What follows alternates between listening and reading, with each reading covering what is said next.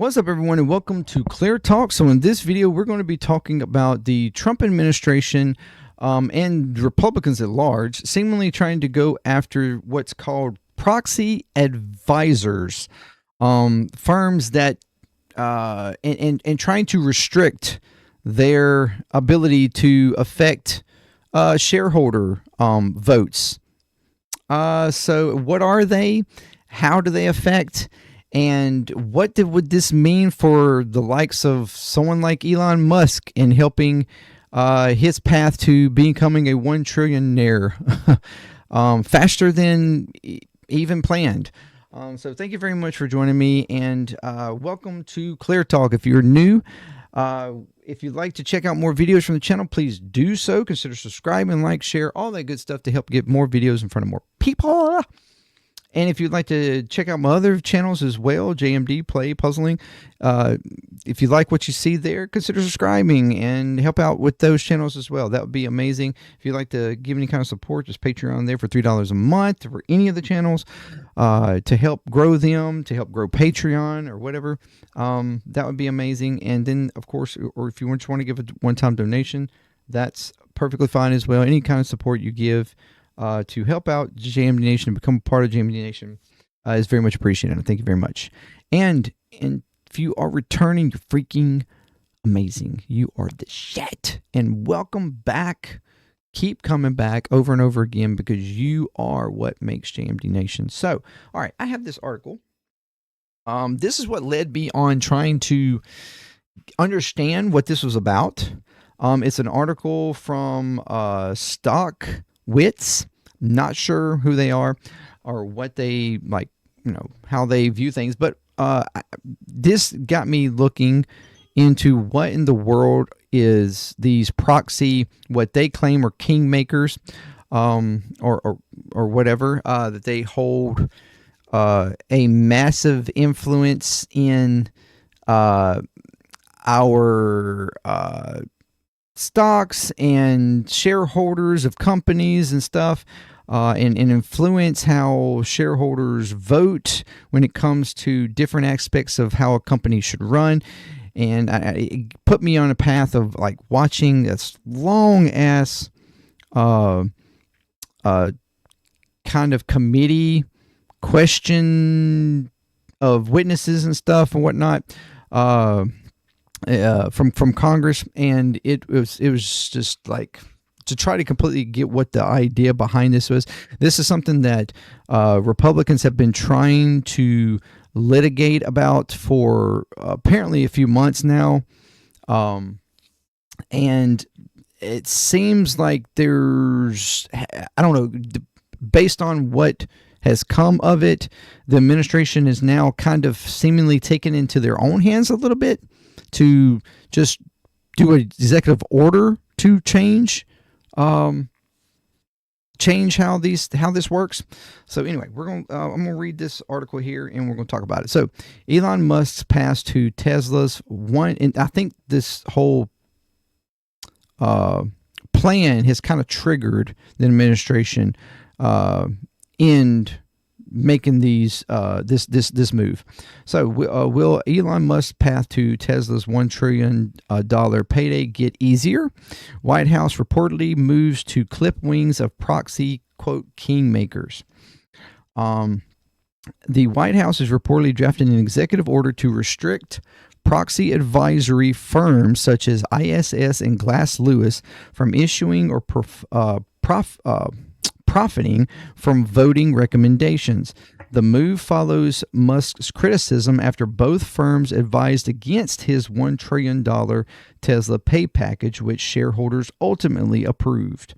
Officials are also said to be exploring limits on index fund giants like BlackRock, Vanguard, and State Street to reduce their sway in corporate voting. Tesla Inc. has become a flashpoint in Washington's growing scrutiny of proxy advisory firms and index fund giants after CEO Elon Musk reported criticism of institutional shareholder services and which is ISS, and Glass Lewis. The White House is reportedly weighing measures to curb the power of these firms, whose recommendations influenced but ultimately failed to sway the landmark shareholder vote on Musk's $1 trillion pay package, according to a report by the Wall Street Journal. Okay, so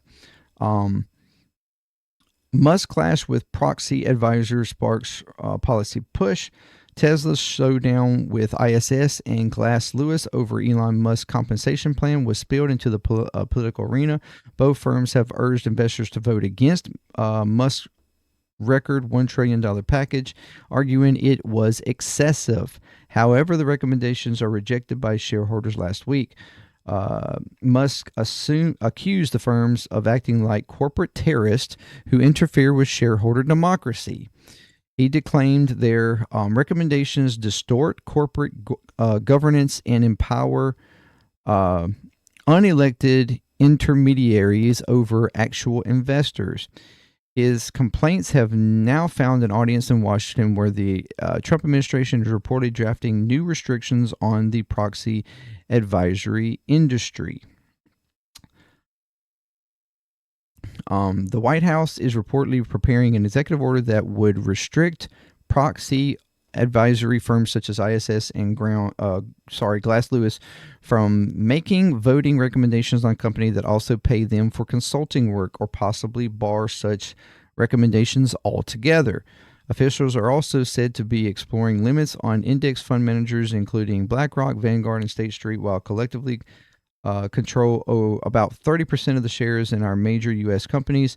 One proposal would require these firms to mirror client votes while investors choose to cast their own ballots, reducing their concentration of influence.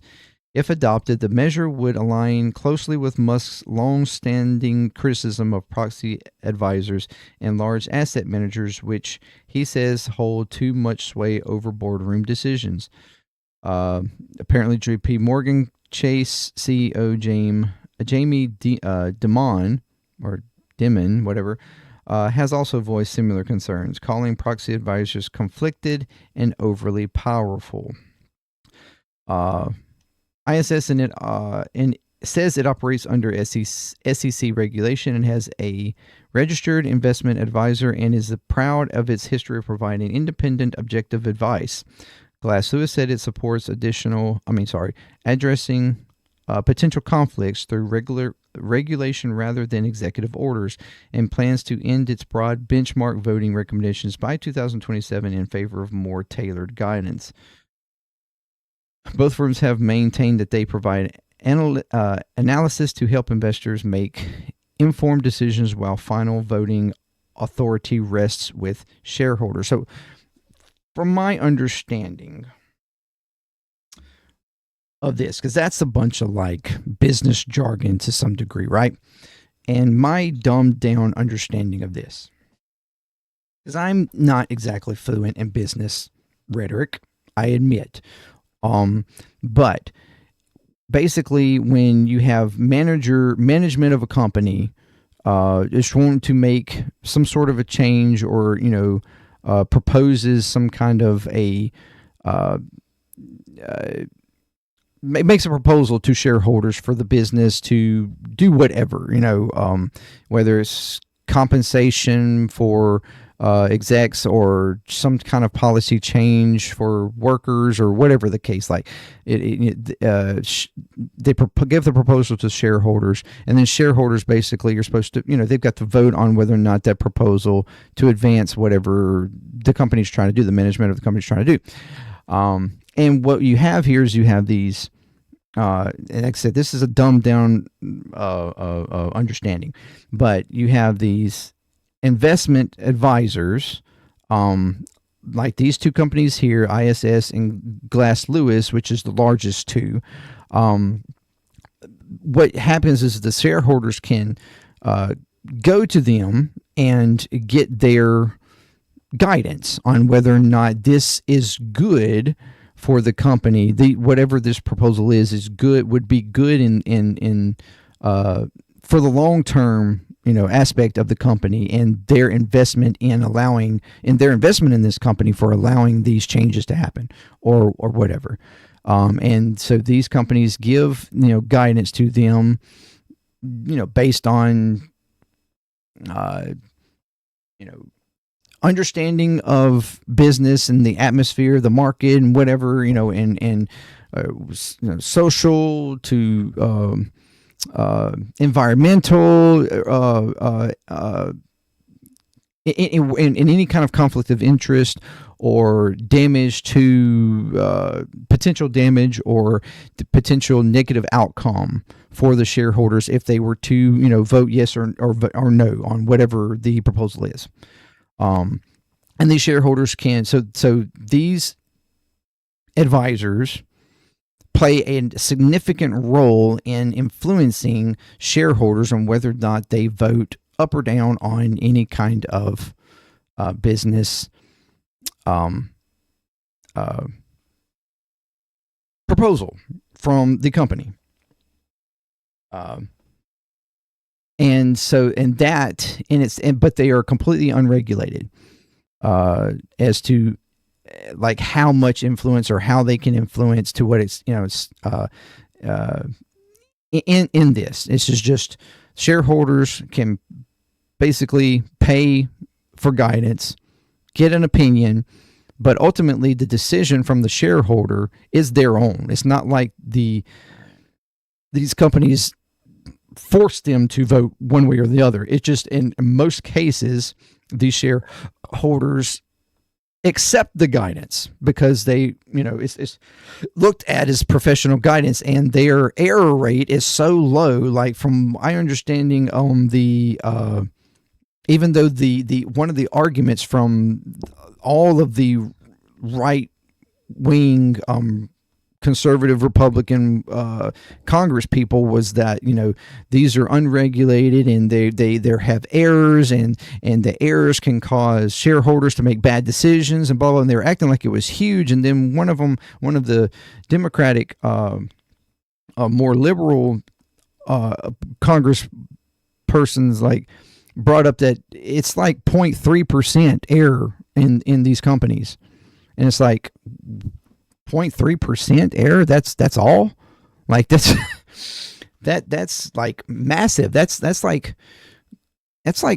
lower than any kind of poll that we stake on any kind of election or whatever. Like or opinion of the country or like their error rate is very very very low. In like understanding of the proposal or the company and market and or whatever, like and how they interpret or their findings, what the guidance that they decide to give to those shareholders, and how is it how accurate it is. It's just super accurate in my opinion, by what I just dumbingly understand. But this seems to be an issue for a lot of CEOs, management of the company, because they want, to do things, have more control. That was kind of the idea, as we talked about in Elon on the whole plan, is that his whole purpose, he argued that he didn't care about the money, but his whole purpose was to have more control of the company. He wanted enough control that he could do what he wanted to do with it, but not too much control that if he went insane, again, which is wild in his thought. But he is upset that these shareholders of this plan, who ultimately voted, it's weird that this is even being brought up as like the reason that this needs to be changed, that these advisors need to be restricted or regulated, to the degree that they, may not even be able to give any guidance or whatever, make it illegal almost. Is that his shareholders took the advice, and that these advisors advised, their guidance was negative, to not accept, to vote no on him getting this $1 trillion plan, that it would not bode well for them to invest that type of investment in Tesla and in him as the CEO to, progress this plan and make these accomplishments for him to, have this path to becoming the first one trillionaire. The market share gains and the profit gains and all this, that they had low, apparently, I would assume, had low confidence in that being achieved. And so they gave a negative guidance on, the shareholders accepting that plan. But the shareholders ultimately went against the advisory of these of these companies and accepted the proposal anyways, which goes to prove against what the argument is from the Republicans, that they hold so much influence on companies and whether or not they approve, like the fact that they give negative guidance is bad for companies. Not that potentially the negative guidance or the negative advisory that they are giving there's like good reason why they're giving the negative advisory. It's the companies want to do good. The companies are, the proposals are always good, but these advisories, when they give negative guidance and these shareholders accept that negative guidance and go against the company, that's a bad thing. Like it's just inherent that the management knows what it's doing and the proposals are all good for the company, and the shareholders should just accept the proposals. Like that's insane to me. But that's the argument. But that goes completely against Elon's argument here, that he doesn't like the fact that he doesn't even like the fact that they even gave the guidance. Like there was even possible for them to give a negative guidance towards this plan. Like that there was even a possibility that these shareholders could have accepted that guidance and him not get this $1 trillion package plan and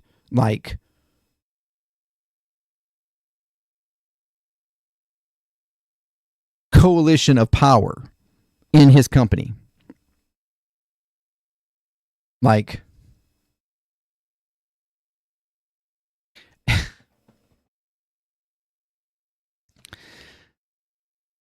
So what does he do? He gets the administration involved. And as we know, this administration has been super bullish on anything that even somewhat represented DEI. And that is kind of the idea behind this administration even caring, or these Republicans even caring about it, because one of the big things that these advisory companies go by is something called ESG risks, which I will show you here. This is the ESG risks.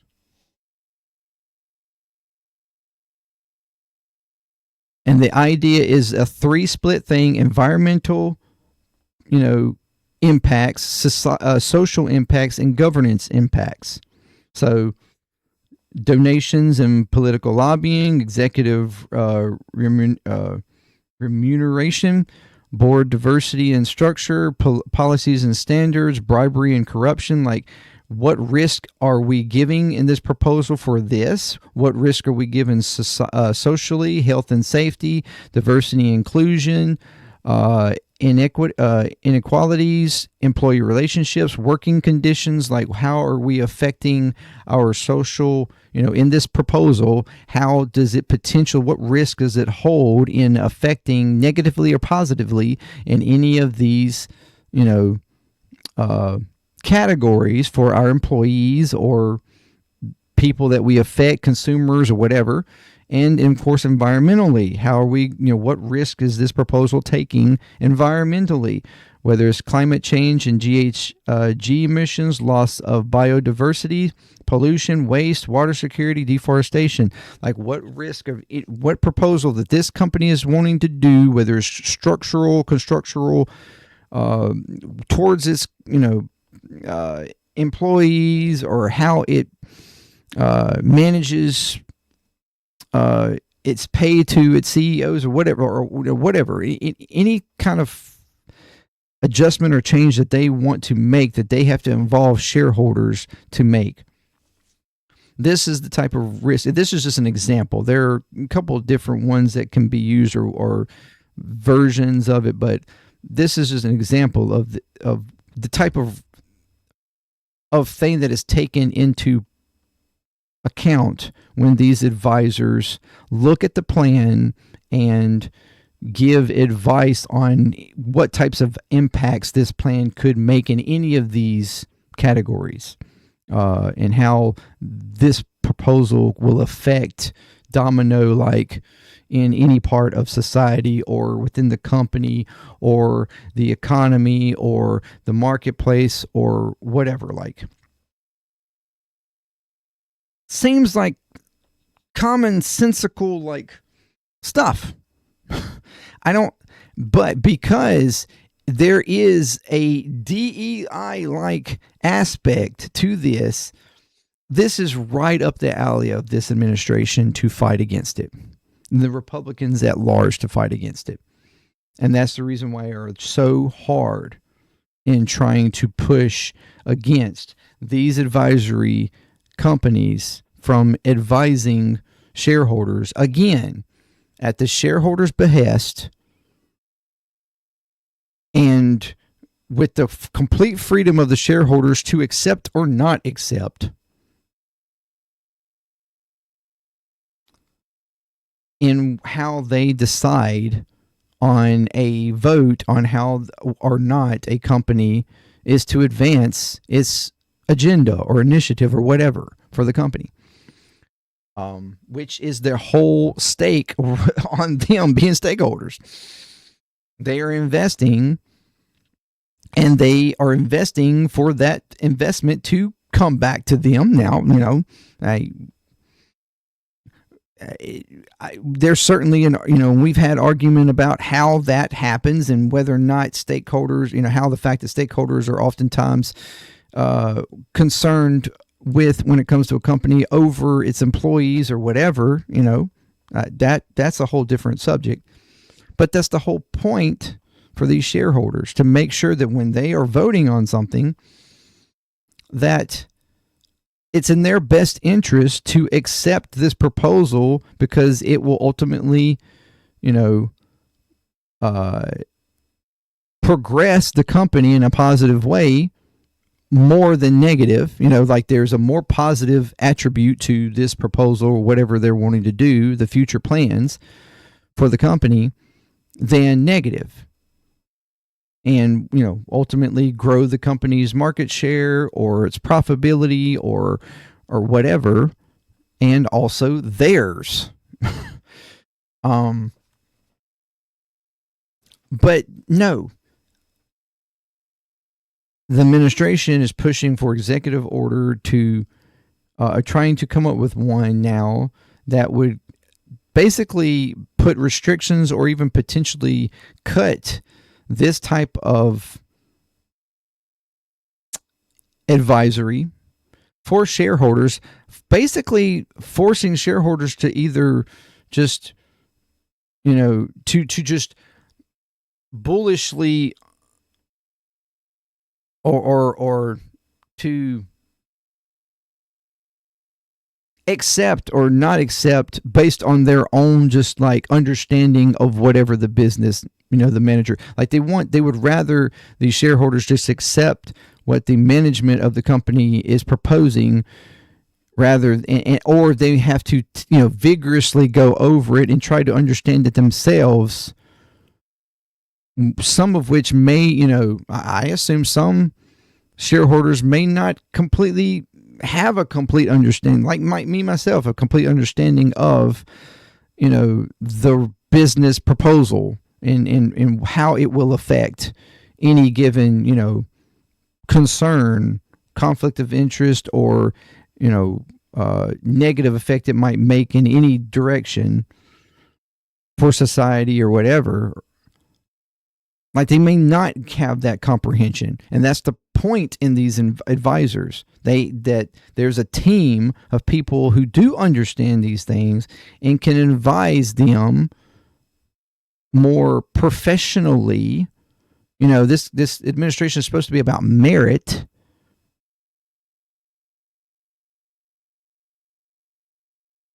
Could advise them more professionally and more, accurately on whether or not the proposal is in the best interest of the company and the best interest of them as shareholders.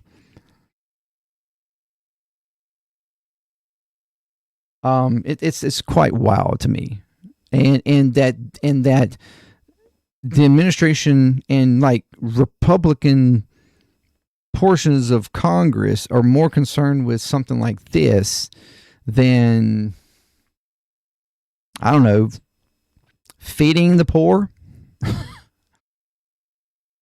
or damaging our agencies and programs that help people across the country. That we're not concerned about that. We're not concerned about sending troops into American cities and ice grabbing people. They're not concerned about that. That's all good and gravy. But we are concerned about whether or not our CEOs can have a more bullish approach to shareholders to make sure that their agendas for a company, whether it be good for the company or not, or good for the environment or not, or good for their workers or not, or good for the governancy of the company. Who cares? We want the CEOs to have more power and more ability to coerce or whatever the shareholders, to get them to just go along, play along, whatever, to just, we don't want our shareholders to have a better understanding or be able to reach out for a better understanding on what the company wants to do or claims they want to do or whatever. Basically just giving CEOs more power and more availability. It's the reason why Elon doesn't like them. It's the reason why JP Morgan Chase CEO doesn't like them, because they are a agency, a group of people that to some degree helps to regulate and keep in check CEOs from doing damaging proposals, potentially damaging, or conflicts of interest that could damage the company, could damage the reputation of the company and the shareholders, or could, whatever.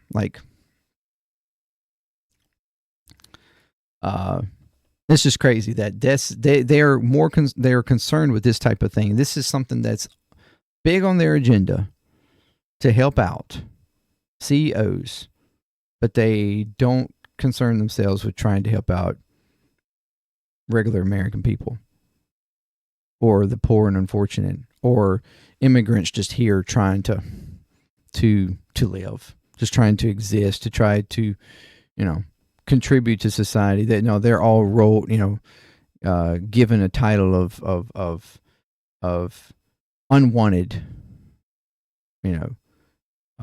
send them wherever we want to, with no proof of criminality or anything else. They're just all despicable of humanity, and we want them out of here, like that kind of thing. Or we don't concern ourselves with just freely, willy-nilly giving money and weaponry and everything to a genocidal nation. No, we don't concern with ourselves with that. But this, shareholders having the ability to seek independent advisory guidance on whether or not they should accept a business's proposal that they invest in, a business proposal, or for whatever they're wanting to do. That is a problem. Anyway, it just so will the administration go through with this? Will this allow for the company to like someone like Elon Musk to be able to ultimately pull about like votes and stuff in the future that will accelerate this without worrying about any advisor getting in his way? Let me know what you think, and until next time, peace. Clear Talk. I'm out.